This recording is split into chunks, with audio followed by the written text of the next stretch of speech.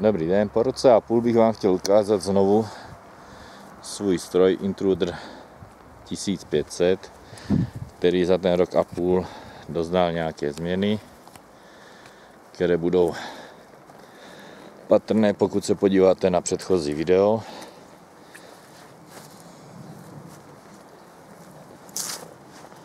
Stroj jsme trošku vyšperkovali, aby dělal radost a potěšení oku.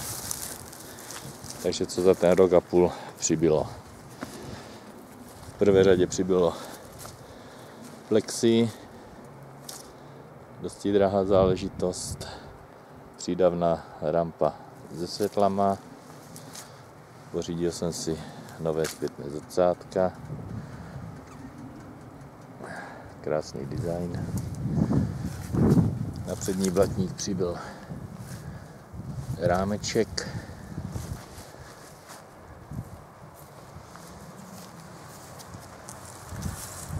na předkopy jsem dal nové předkopy na rám.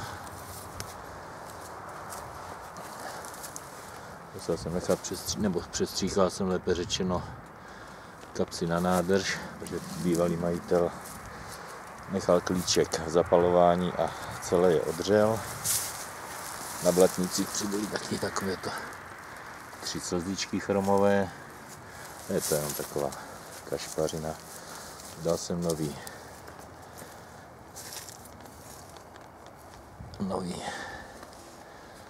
novou tu rolku dozadu s nářadím nezbytným.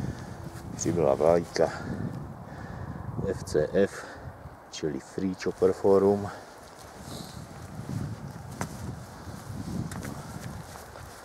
Takže opět znovu nastříkaný kryt nádrže, aby se někdo nepletl. Intruder nemá tady nádrž, ale pod sedlem. Tady pod tou nádrží je vlastně čistič vzduchu s filtrem. No a dále jsme museli přeleštit celé tlumiče, že po předchozím majiteli byly značně omlácené, je to všechno ruční práce. Počínají brusným papírem 320 až brusným papírem 2500, potom ruční rozleštění. No, takže to by bylo asi tak všechno.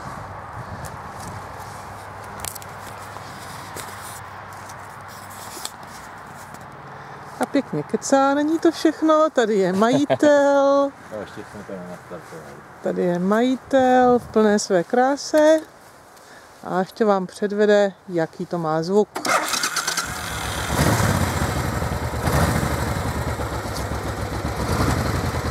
Je to klasika, jsou tam normálně původní výfuky neustále, protože laďáky jsou hodně drahé a nějaké levné věci na to nemá cenu dávat, aby to mělo aspoň homologaci. Takže to je všechno.